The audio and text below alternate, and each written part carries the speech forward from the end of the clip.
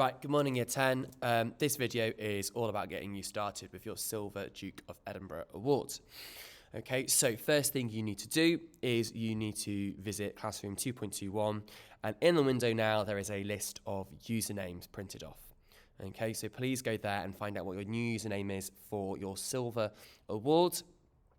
Your date of birth to begin with will be your password, all right? And the other thing to check is on the list, it will say whether you're a direct entrant or non-direct, all right? So direct entrants are those that haven't done bronze, all right? Non-direct are those that have done bronze, all right? So if on the list in 2.21 that isn't correct, then please speak to Mr. Jacks, all right? So once you've got your login details, you then need to go to edv.org, click Get Started. All right, and then what I'm going to get you to do is type in your username and your password. All right, now I've actually made up a fake account called Silver Student. All right, I'm going to type in the date of birth. So the date of birth of this person is the 1st of November 2008. So I'm going to put in 01112008. And fingers crossed. There we are. It will get me logged in. All right, so get to this page here, and you'll click set up your profile now. All right, and you have to fill in all these different bits. So your address, all right, etc., etc. Okay. So I'm just going to quickly run through this. So I'm just going to type in the school address.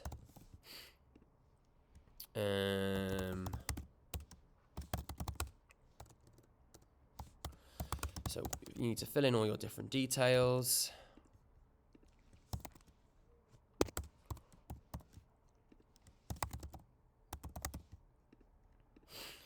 So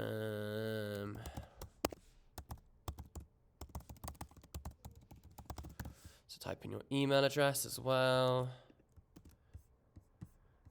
Continue. Right, so I'm going to type in a new password.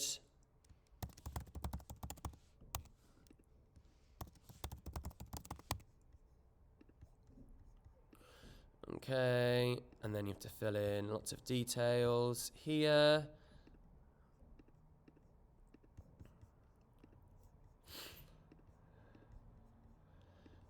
Fantastic. Right, now I've activated my account. Brilliant. So first thing you do once you've activated your account is you need to select your timescales for your award. All right, now if you are a non-direct entrant, you'll have slightly different timescales. You'll be able to do slightly shorter for one of your sections. Direct entrance, this is a direct entrant. This is what it will look like. You have to select which one you like the look of most. So you'll see that volunteering has to be 12 or 6 months. All right, physical can be 6, 12, or 3, and same for skills. All right, so I'm going to select this one here. All right, because I really love the let's say this person really loves volunteering and skills and isn't as keen on their physical. All right, then you click submit. Okay. I'm just going to fill this little form in. You can obviously spend time doing this. Submit. Okay, right. Let's get going. So then what you need to do is you need to fill in what you're going to do for each little bit. So here we are. You'll see your start date on your account. Your start date will go back all the way back to September. So if let's say you have already started your volunteering, you can put it back to September 2023 as a start date. All right. And let's make up what we're going to do here. So if we put helping people, and if we put helping children, and if we could put here volunteering at STEM Club, or it's going to be supporting at STEM Club to support other students, can be the goal. And then the assessor name, I'm going to put Mr. Jacks, head of science. He can be the assessor, so that's myself. All right. And there we are. I'm just going to put prefer not to save for this, just to save time. And then what you need to do is submit your section for approval, all right? And that will alert myself or another member of staff to go in and check that your activity is suitable. So there we are, I've submitted that for approval. You then need to do the exact same for physical and the exact same for skills, right? So just to remind you all, each activity has to be 1 hour per week for the allocated amount of time, whether that's 3, 6, or 12 months. All right, volunteering must be for the good of the community, right? So you cannot volunteer at a gym or volunteer at a hair salon. They are profit-making businesses. However, you can volunteer at a charity shop. You can volunteer at a scout hut. You can volunteer at an old people's home, right? You can volunteer at school, okay? For physical activity, it needs to be a sport of some kind. That can be individual or team sport. If your sport is individual and you don't have like a coach that can sign you off as an assessor, right, you need to log the activity on some kind of apps. Maybe that's like a Fitbit or something similar.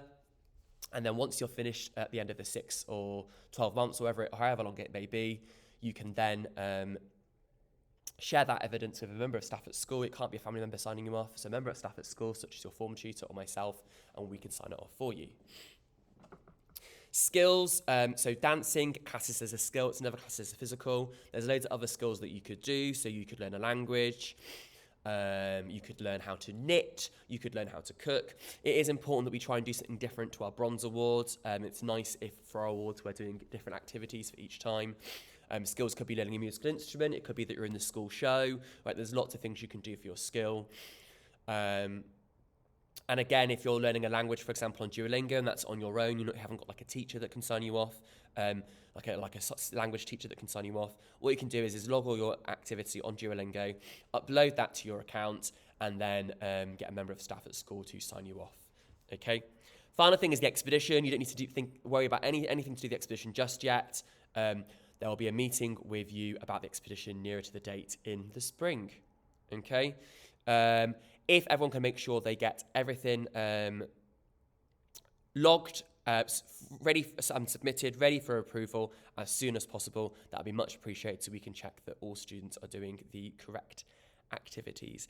Any issues, then please contact info@turinghouseschool.org.uk. Thank you.